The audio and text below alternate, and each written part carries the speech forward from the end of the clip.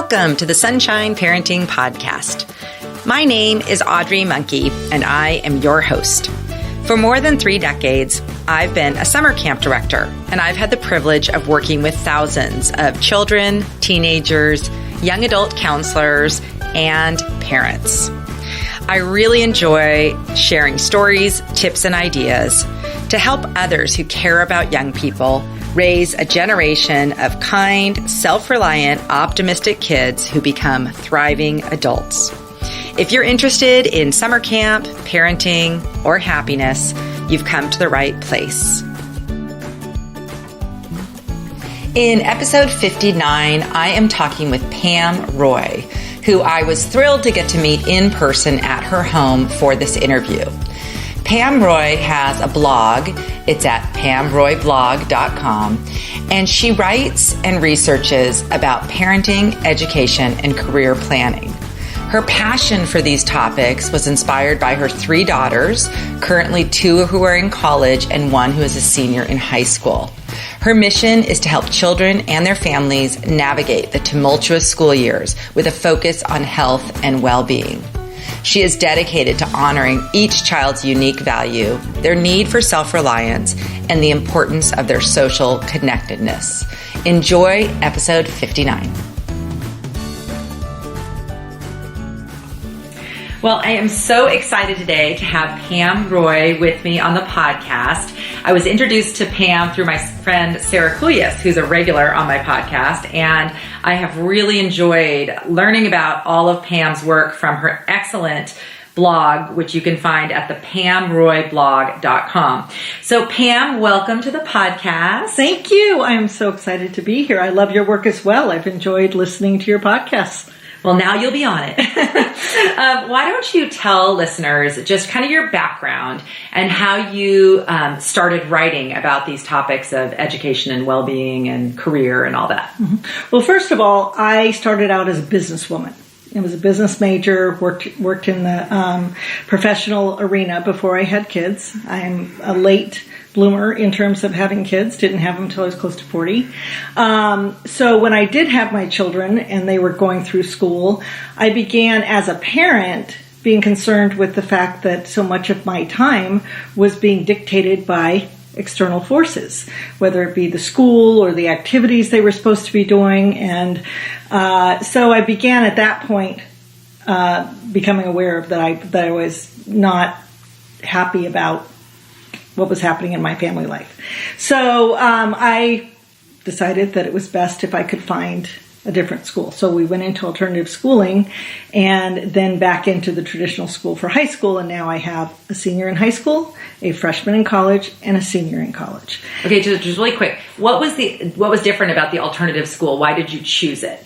Because it had no homework. Okay, perfect. That was literally the only reason.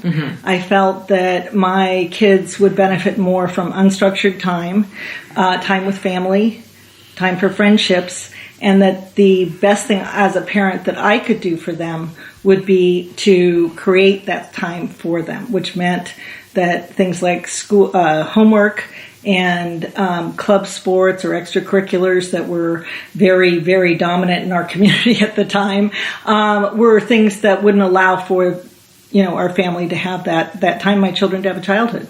Oh, well, and of course now, I know you and I both follow all the research that now, guess what everyone's saying? Oh, what kids really need is more free, unstructured playtime that they're not getting with this kind of structure that our culture has dictated for families. Well, that was really brave of you. Did you find any other peers or families who were taking a similar path and kind of getting off the kind of cultural norm and taking more family time?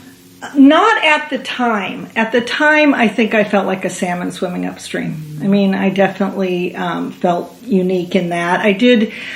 There were families who were doing homeschooling, or there were families who were looking to these alternatives. But at the time, this is about 12 or 14 years ago, there really weren't many alternatives. What is exciting is that I was just looking recently, and there's 28 charter schools now that are free.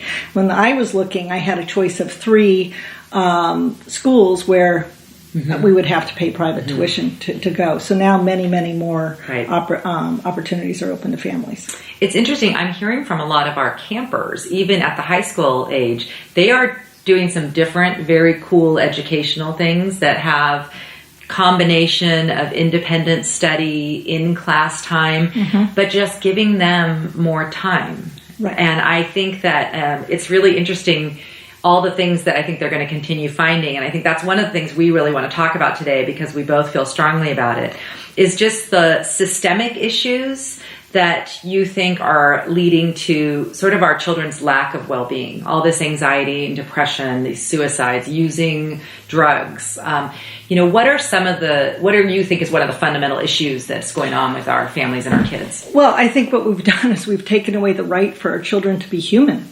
We've taken away their sense of agency, their sense of control. They are dictated to from the time they are born all the way through and told how they need to be, what they need to do, based on what parents have done in their own lives or didn't get a chance to do. And the other thing is that we've taken away their ability to connect with others, their time. We say you must sit in your room and do homework. I mean, we brag about the fact, they didn't go out on Saturday night because they were studying. Well, it is those social relationships that not only are fundamental to your well-being and important, but they also will help you navigate throughout your entire life. And if we're not providing that to our children, how do they learn it?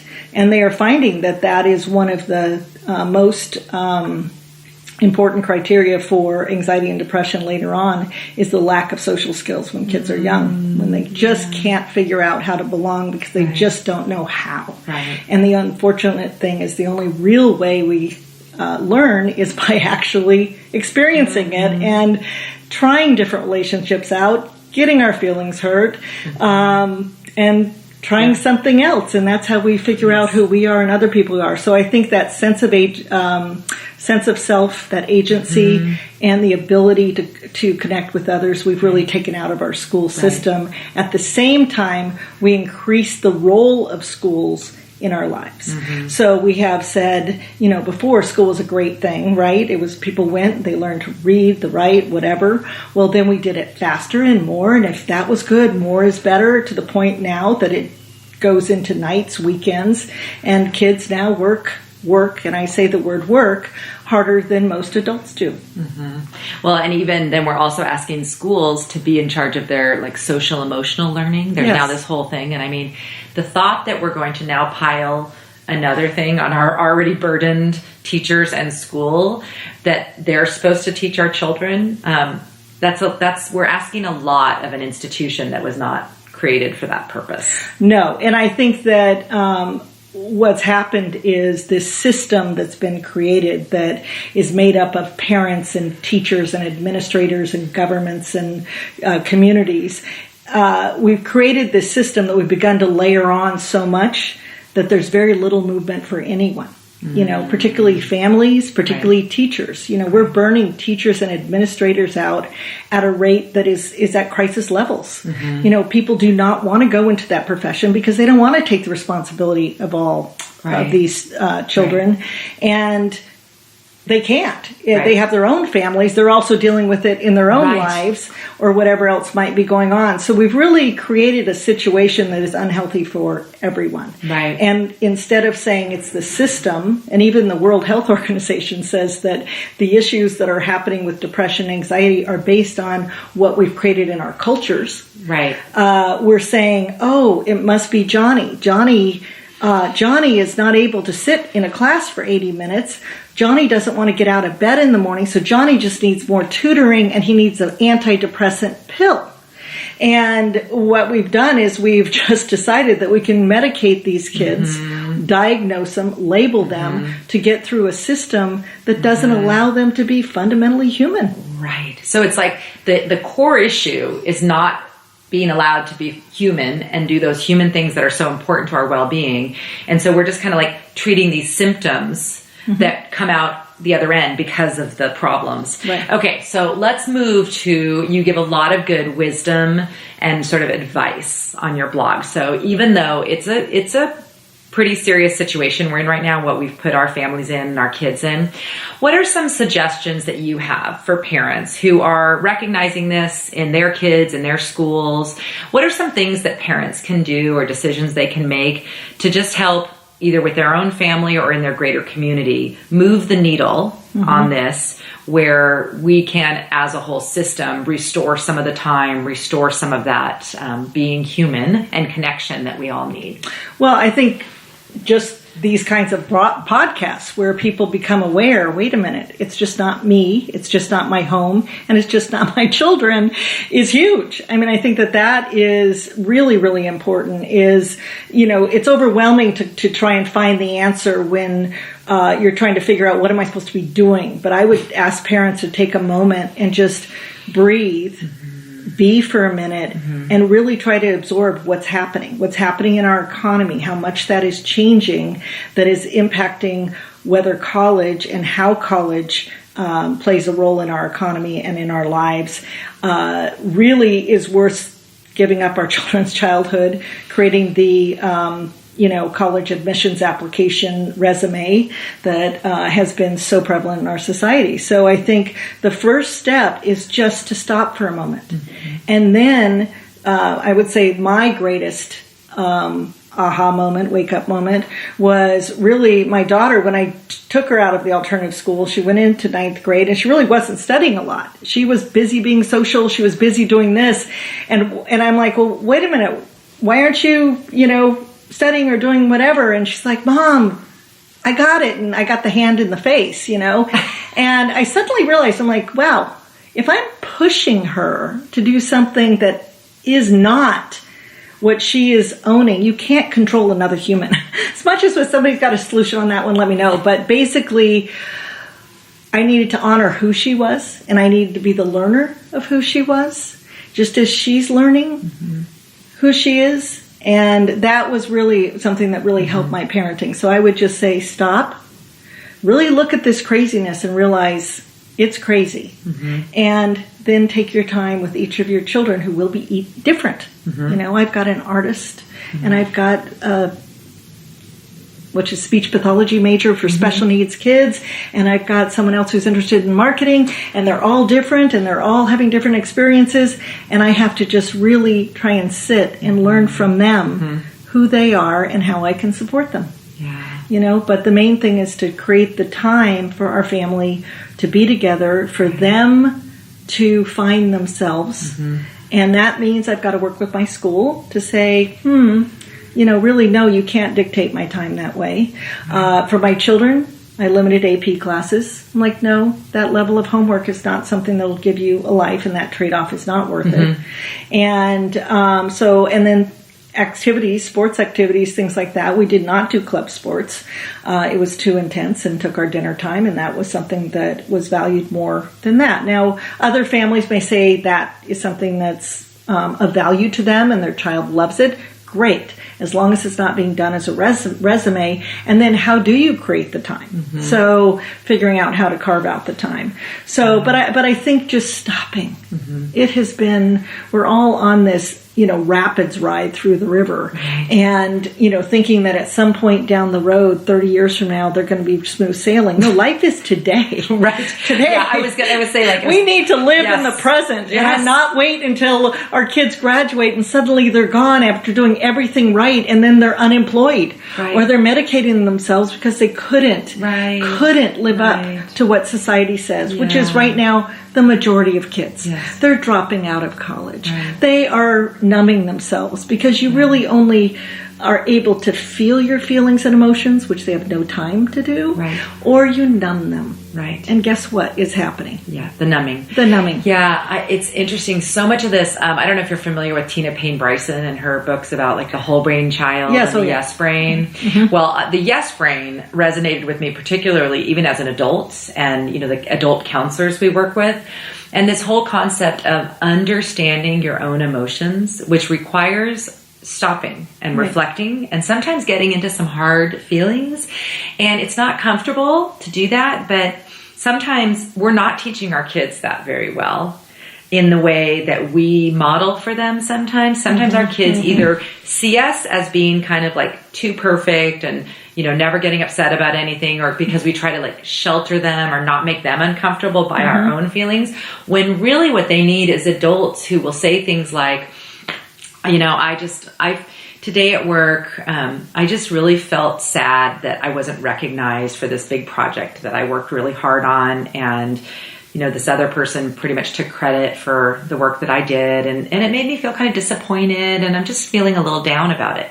So it's like voicing these real life things that adults go through, that our kids will go through, and then encouraging them to say things about, friendships that break up, school classes that you don't like or that are super hard, or a teacher that seems to not click with you. All these things are opportunities for us to help our kids access those, I feel frustrated, I felt jealous, I felt unvalued, I felt, all these different range of ways we can feel. And instead, what our kids are hearing or seeing from us maybe is it's not okay to not feel, you're supposed to feel happy and great all the time. And if you have a moment where you're not feeling great, oh, there's something terribly wrong, go get a pill, go do something. Well, absolutely. I think we are raising our kids to only put ledgers in the right side to the balance sheet, right? Not realize that really there is a left side that, number one, is, as a human, again, impossible not to have. The discomfort, the sadness, feeling the full range, and you really so much of the work of Brene Brown. I don't know if you know her, is really, if you don't feel vulnerable, if you don't feel the pain, you will not have joy. Right. We really only want them to operate in a certain range of only doing things right. And here's where neuroscience is fabulous. We are finally learning so much about the brain. And there's a Stanford professor, Joe Bowler, who talks a lot about math. She's revolutionizing the approach to math. And she talks about how the brain fires when it makes mistakes. We create new pathways. We grow when we're making mistakes.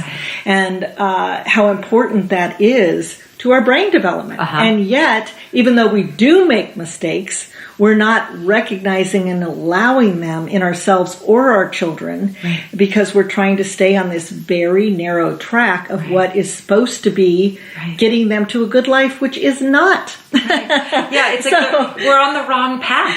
Yeah, well, but there's many paths. I would say that maybe that one path works for one child, but our children learn in different ways. And through at different times and at different points. That's why, some of the schools that are recognizing that are completely changing how kids, live and be. And I mean, it's pretty amazing. But I was just reading this morning, the Wall Street Journal had an article about a lot of the mountain states have gone to 4-day school days because of budgets, so they could limit the, transportation and things like that, the cost. Well, suddenly they're finding this incredible benefit that is happening. The absenteeism is down. You have teachers that they're having to hire, fewer subs because the teachers are working those days. They're not turning over as much. So what we're seeing is that, people are really valuing this time. And they were saying some kids are, they're able to sleep in, they're able to go to the skateboard park. And don't forget, skateboard park is not just physical, it's social, it's problem solving, it's all those things that you're learning in the real world that is happening outside of a classroom. Right. Because learning, Mark Twain, he's my favorite, don't let schooling get in the way of your education, is that education doesn't just happen in school. And we have begun to have our society make it synonymous with school. Right. That education could only happen in a classroom setting. And that is really doing a disservice to so many of our children and really affecting their ability to operate in the economy to come. Absolutely. It reminded me a line of our camp song is, I sure did learn much more here than I ever did at school. It was written in 1992. Yes. But it speaks to that whole thing that when you have time to spend time face to face with other people, explore and try new things and see what you like and reflect on, how things are going in your life and with your relationships. Just giving kids time with people outside, being physical, away from screens is magical in the way it transforms them, because they get all these things that they're not getting, in their really cutthroat. I love the 4-day school week. In fact, I remember as you were talking, I was thinking about how when my kids were little and, like they were doing soccer or something, we would celebrate when it was raining. Oh, and I was thinking I remember at the time going, okay, this is kind of funny that we are celebrating because you can't go to this sport that we supposedly all like. And and then when there was those 3-day weekends, like a Monday off, but the Monday is not a work day. It's not a school day. There's no, we don't have church. We don't have anything. Those glorious days with nothing on the schedule that rarely happen when your kids are little. Yes. Well, I just took the Coursera course called The Science of Well-Being that's taught by the woman from Yale, the professor, I forgot her name, Santos or something. But it was fabulous. And one of the sections in there deals with time affluence versus wealth affluence. And that those people who focus on time are happier, healthier than those who are focused on an external goal like wealth, which once you hit a certain point of economic, basics, like you can, have shelter and food and all of that. Above that, there's not much value. And in many cases, if it's, you're continuing to pursue that versus time with, friends, establishing relationships with partners, spending time with your children, at the end of your life, those are the things that are feeding your soul, right? Yes. And so we have, as a society, moved away from that, but we are finding and hearing about, every day now I'm reading about just that time affluence and the value of that time. So that's something I'm really, really focusing on with the parents and kids that I'm with. I think it's really encouraging that we're at a time where people are finding and hearing the message that free play is important, that we need to think about our families' schedules, and we don't have to be in this crazy thing. I think people know that it's no longer... It used to be this really crown to say, I'm so busy.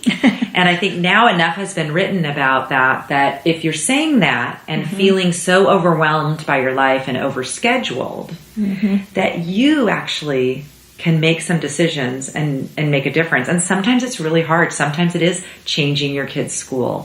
Sometimes it is stopping doing something you've done for a long time, or your kids have done for a long time that has brought some enjoyment, but is just too much time for what it brings to your family. So there's sometimes some hard decisions, but I'm really hopeful that with people like you kind of sharing all this great new information, that we can start moving the needle for our kids.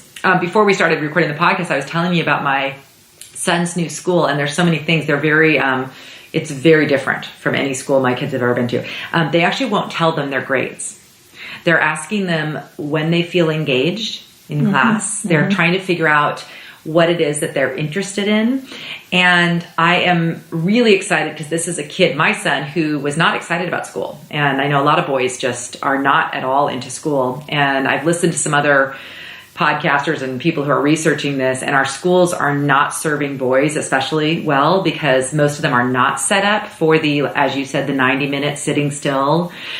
They're better set up for, send them outside to find things in a tide pool and look at them under a microscope and take pictures of them and make a video about it. There's so many ways that you can learn and get excited about things that don't involve being stuck in a chair and reading a 30-year-old textbook that, somebody else wrote. I want you to we're just going to end with, I want you to talk a little bit about, you do some work working with kids, you call it Square One Pathways, and it's just helping kids who maybe are struggling a little bit to figure out their direction. Right. If you could just share with us some of the tools that you use so that if other people want to look into that, what is the process, or what are you trying to do to help these kids kind of figure out more what direction they should go? Well, the very first thing is interest. If you're not interested in what you're doing, you will not stay at it. And this is why it's so critical that before investing in college, before investing in anything that would cost a lot of time and money, that we allow them to figure out what they're interested in and explore it a bit. So this goes back to the time. We need time for them to explore what they could be interested in. So, and it could be many things. But so the first thing I do is I'll have them do an assessment on a website, a free website called Sokanu, SOKANU.com. And it's a 20-minute online thing, and it spits out a bunch of things you're interested in. Yeah, like different things. Exactly. Okay. And so then I ask them, okay, which of these are of interest to you? Because sometimes it'll have crazy things or something that doesn't really apply. And so they'll say, oh my gosh, it showed, gaming, or it showed justice, or it showed, whatever it might be. And they're going, that's interesting. I would like to explore that. Okay, now how do I find the cheapest, shortest term way for you to explore that interest? And now what's happening is in public schools, the career and technical training is really, now again, they have it, it's kind of build it and they will come, but then they don't create the pathways because everybody's focused on college. Right. When in fact, these programs create more engagement.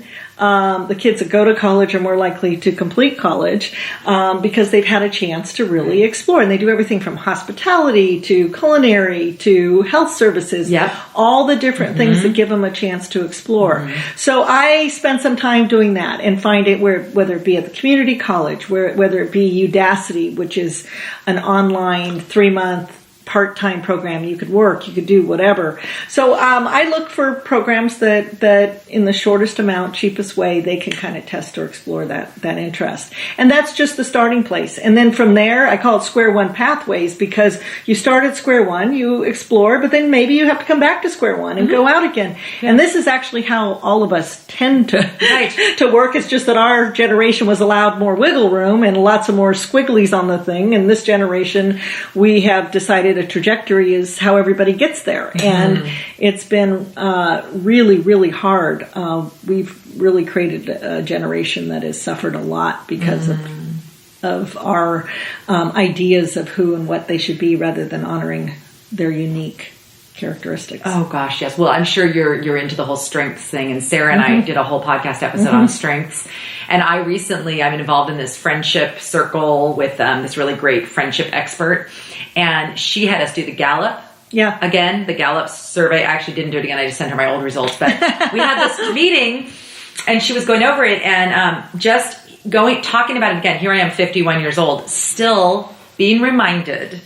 Oh yeah, that's why, for example, I love doing podcast interviews, and there's things that I really enjoy doing. It's my interest, it's my flow, it's my thing.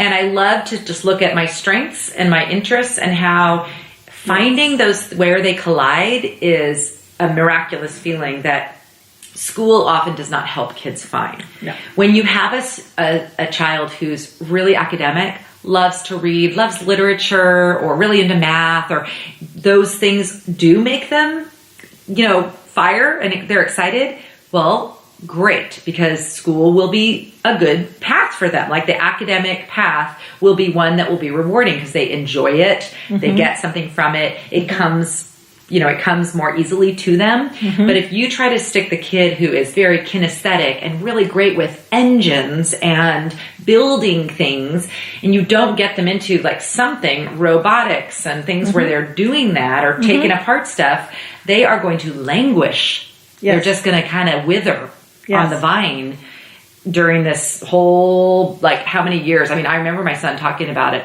I have to spend 13 years. He talks about like the torture of 13 years, basically because he wanted recess and he wanted to play with his friends. Exactly. But there's 8 intelligences. Right. And actually he added a 9th with Howard Gardner. Howard Gardner. Yes. Yeah. And so our schools only focus on word and linguistics. I mean, that's it. And math. Yes. That's it.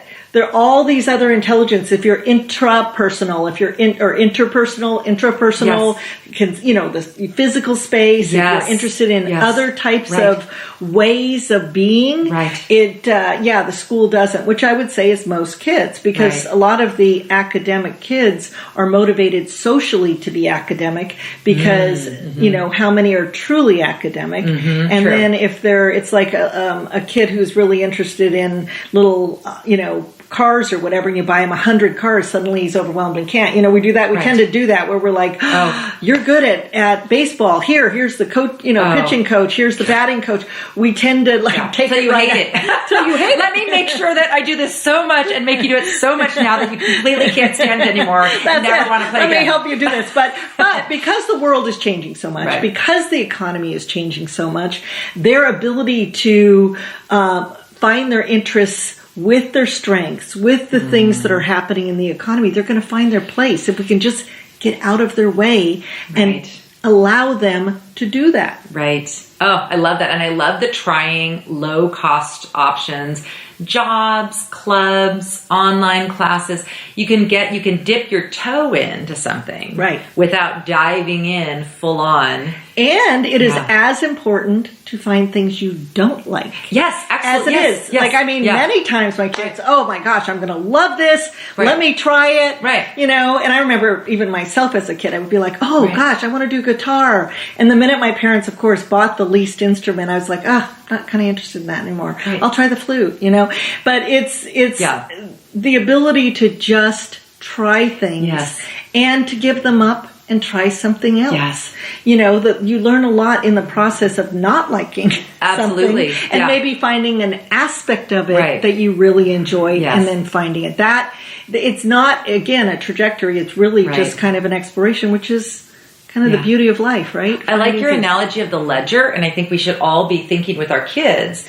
their ledger, we want to be building up both sides all along. And so be thinking about, you tried that one job, really didn't like all this part of it, but there was this one part of it that I kind of liked. Exactly. And that's what so we have a lot of these 20-something-year-olds who've worked at camp and they're really trying to figure out what is it they love working with kids or they love being at camp. And, they think that there's just this one job that's going to answer all their things. But what they don't realize, and what we learn from, our life experience, is that you try a lot of different kinds of hobbies, jobs, things that sometimes lead you to, these aha moments. I found something. I'm sure, I don't know how long ago did you start your blog? Just this year. Oh my gosh, really? Yes. Oh, it's fabulous. It has so much great content. But even that, your life experience to this point, raising your girls, your interest in education, your concerns about what you saw in your own family and the changes that you decided to make, that all led you now to this new phase where you're educating others. You're really great at curating interesting information for all of us. And now you're even thinking of taking it further with your counseling, being kind of a liaison, or explain a little bit about, we're going to end on that, explain what your kind of next thing that you're kind of working on right now, the schooling, the master's that you just got, and what you want to use it for now. Well, my master's, I'm still in the process. Oh, okay. So, and actually I stopped and put it on hold because I realized that really it was such a systemic issue that to just go into one school and help a few kids was not going to be for my own personal goals going to be the right fit for me, that I needed to step back, which is why I started the blog and look at, wow, there's a lot happening. And particularly since the economy has changed so much that the kids might have 5 jobs at one time that they love, or one that earns them money and 3 others that they don't. They will have many more quote unquote careers as, machines take some jobs and others get created. I don't believe it's going to be like machines run everything. There's no place for us. No. But I think that they will be they will have more opportunity to find things that they enjoy in many different forms and connected. It's person-to-person commerce is really what the well, you wrote about that. I am completely sold on the gig economy thing because I am using it. Yes, me too. I'm a user of the gig economy. Yes. I love being able to find one person who's really good at getting a podcast ready to go. Someone else who can help with like a graphic design type thing. And so the magic is if you're a person who really enjoys sound mixing, right, or whatever, you can find a job. Maybe you get an internship working with that, and then you develop it, or you get a niche that's podcasting, and you can create a career and a life doing things you love and you're good at, and that is useful to other people. Upwork just went public. Oh, Upwork is the largest. We use that. Yeah, exactly. They just went public. Okay. They were able to scale so much, and their growth is incredible. Right. And and so how are we preparing our children for the flexibility and freedom that many of them are craving? Right. That some of that lifestyle might be able to, afford them the life that they would like, and. Yes. Yes. Interesting. Because, you think of it, I think there can be the negative view of that. People who say, well, I had to work to get where I am. And these kids expect to just, get to the top of the ladder without doing anything. But instead we need to kind of flip that script. Let's get these kids doing things they're good at, they're passionate about, they enjoy, and that's helpful to society. Right. And then they will be fine. They'll either work for themselves or they'll work for someone else. But if we get them doing things that really fire them up, we're all better off. Well, the corporate world is vanishing. Yeah, absolutely. And that's, I think we have geared so much of success to a corporate ladder, right? That has really largely been dissolving for Because now we know leadership is not. Nobody wants everybody wants to be in a democracy, or everybody wants to be doing their own job, kind of. Yes, people want to be but also corporate structures could not sustain. And in many ways, we are better when we can be at a level where it's person to person. We're able to go into the community and affect change in our environments and things like that without regard to what an institution decides for us. And so as we move from the institutional-based economy to a person-to-person economy, or it's called the sharing economy, the gig economy, whatever, that's the world our kids are going into. Right. Okay? We don't know that world. Right. Okay? And they're forming it. They're creating it. Which is why my latest blog is, how do we prepare our children to pioneer a new frontier? Because that's where they're going. See, that's a really hopeful and exciting message for our kids, honestly. Like when you say that, I'm just getting the chills thinking about for my own kids. I want that life for them. I want them to have jobs and things to do that they love, that gives them the time to have a full and happy and healthy life that includes lots of social connection and hobbies and physical activity and travel and just whatever they want to do. And that's what we really all want, I think, for our kids, is for them to have happy, healthy lives. And so I'm just going to, I think we need to end because we've been going on for quite some time, but I will just say to listeners, I'm going to put links in the show notes to many of Pam's posts and to her blog. I highly recommend that you subscribe. She has so much great information on there, and I'm sure after listening to her, you'll want to check out all that she has offered. And she's continuing to offer some very in-depth articles exploring all of these topics that we've talked about today. So Pam, thank you for being on. I would love to have you on again. We'll have to follow up on one of these. It sounds great. I've really enjoyed being here. Thank you so much for joining Pam and me for this episode of the podcast. I so enjoyed meeting Pam and getting to know about all that she is researching and working on, and I hope you enjoyed it as well. There are detailed notes and links to everything we discussed at my website, sunshine-parenting.com. Search for episode 59. While you're there, I would love to invite you to become one of my email subscribers. Each week I send out an email with my most recent podcast episode, blog post, as well as links to articles, books, and other information that I have found helpful in my parenting journey. I'd like to end this episode with a quote from Pam that really resonates with me. Helping our children learn to connect with others is not only critical for their lifelong health and well-being, it is essential to their success in the workplace of tomorrow. This podcast is a proud member of Parents on Demand, a network of high-quality shows for families just like yours. Download our free network app on Apple and Android and listen to your favorite episodes on the go.